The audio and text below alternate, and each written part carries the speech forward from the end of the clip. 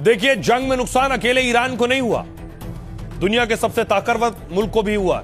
Iran के खिलाफ युद्ध सबसे ज्यादा ट्रंप को महंगा पड़ रहा है, क्योंकि अमेरिका जंग में रोजाना हजारों करोड़ रुपए फूंक रहा है। अनुमान है कि अमेरिका 4.5 लाख करोड़ खर्च कर चुका है।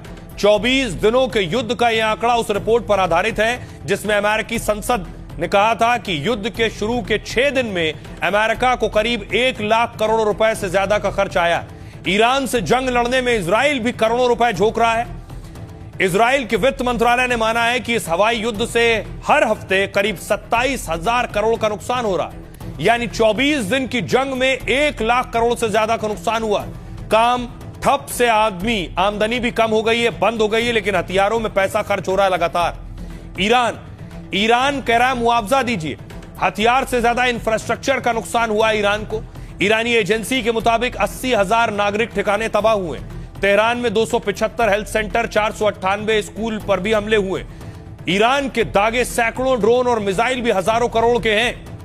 न सिर्फ इजराइल, अमेरिका और ईरान बल्कि दुनिया को नुकसान हो रहा है। तेल गैस सप्लाई ठप होने से अरबों डॉलर का नुकसान।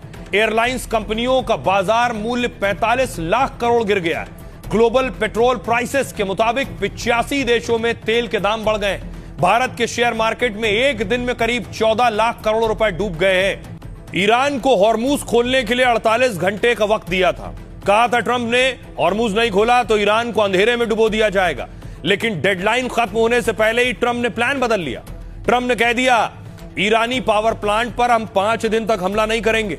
तो क्या ट्रंप ने जंग खत्म करने की ओर कदम बढ़ा दिया है? जंग में 5 दिन का ब्रेक क्या सीजफायर की तैयारी है? ट्रंप ने कहा कि अमेरिका ईरान में दुश्मनी खत्म करने पर बातचीत हुई है। 2 दिन से अच्छी बातचीत हुई। बीती रात भी ईरान से बात हुई।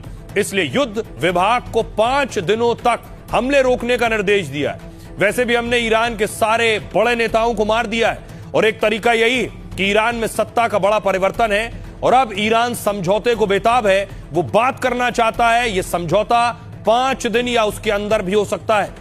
ईरान जिस हॉर्मूज स्ट्रेट की बात कर रहा है उसका हम इस्तेमाल ही नहीं करते, ट्रंप ने कहा, तो इसकी सुरक्षा उन देशों को करनी होगी जो इसका इस्तेमाल करते हैं। अब देखिए ईरान ने जवाब में क्या कहा।